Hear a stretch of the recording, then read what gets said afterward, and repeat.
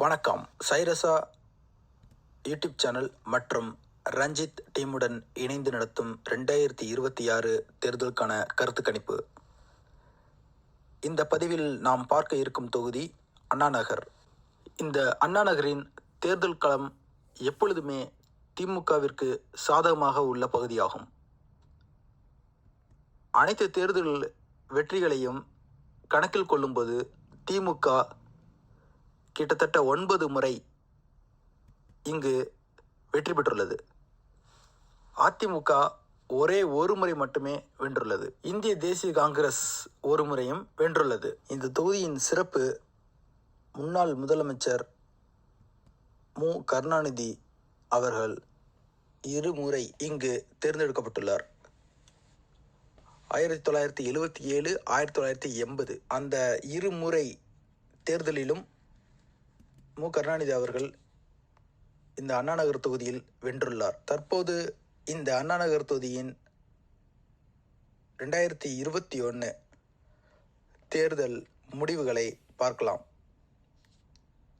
கடந்த தேர்தலில் திமுகவை சார்ந்த எம் மோகன் என்பவர் 80,054 வாக்குகளை பெற்று சதவீத அடிப்படையில் 48.95% வாக்குகளை பெற்று இந்த தொகுதியில் எம்எல்ஏவாக தேர்ந்தெடுக்கப்பட்டுள்ளார்.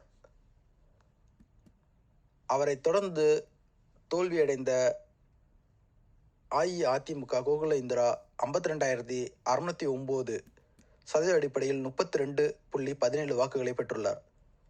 மூன்றாவது இடத்தை மக்கள் நீதி மய்ய கட்சியை சார்ந்த வி பொன்ராஜ் 17,522 வாக்குகளை பெற்று மூன்றாம் இடத்தில் உள்ளார். நாம் தமிழர் கட்சியை சார்ந்த சங்கர் 10,406 சதவீத அடிப்படையில் 6.36% வாக்குகளை பெற்று நான்காம் இடத்தில் உள்ளார். நோட்டோ 1,545 வாக்குகளை பெற்றுள்ளது. இந்த தொகுதியை பொறுத்தவரை திமுக கைப்பற்றிய ஓட்டு 7.36% ஆகும். திமுக மற்றும் அதிமுக இடையே வாக்கு விகிதம் 27,445. இந்த வாக்குகள் தான் திமுக எம் மோகன் அவர்களை வெற்றி பெற வைத்துள்ளது. இந்த பகுதியின் மொத்த வாக்காளர்கள் 2,74,067. அதில் ஆண்கள் 1,34,885, பெண்கள் 1,39,182. மொத்தம் 2021 பதிவான வாக்குகள் 1,63,551. இதில் நோட்டோவுக்கு கிடைத்த வாக்குகள் 1,545. இதோ நீங்கள் ஆவலுடன் எதிர்பார்த்த அண்ணாநகர் தொகுதியின் 2026 தேர்தல் கருத்து கணிப்பு. முதல் இடத்தை இந்த தொகுதியில் அதிமுக பெற்றுள்ளது.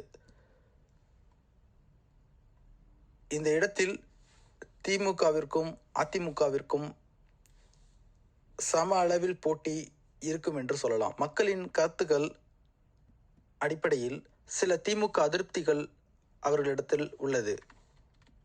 இந்த தொகுதியில் மழை நேரங்களில் தண்ணி தேங்குவது போன்ற சில பிரச்சனைகள் தொகுதி மக்களின் அதிருப்தியை ஏற்படுத்தியுள்ளது. இந்த அண்ணாநகர் சட்டமன்ற தொகுதியில் 35% மக்களின் ஆதரவை பெற்று அதிமுக முதல் இடத்தில் உள்ளது. இரண்டாம் இடத்தில் திமுக 32% ஆதரவை பெற்றுள்ளது.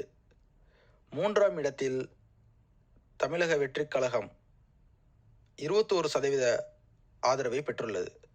நாம் தமிழர் கட்சி 8% ஆதரவை பெற்றுள்ளது. இதர கட்சிகள் 4% ஆதரவை பெற்றுள்ளன.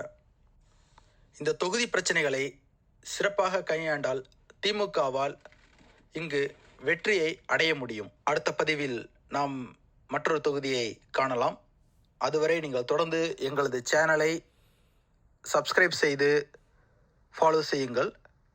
உங்களது கருத்துக்களை கமெண்ட் பாக்ஸில் பதிவிடுங்கள். நன்றி, வணக்கம்.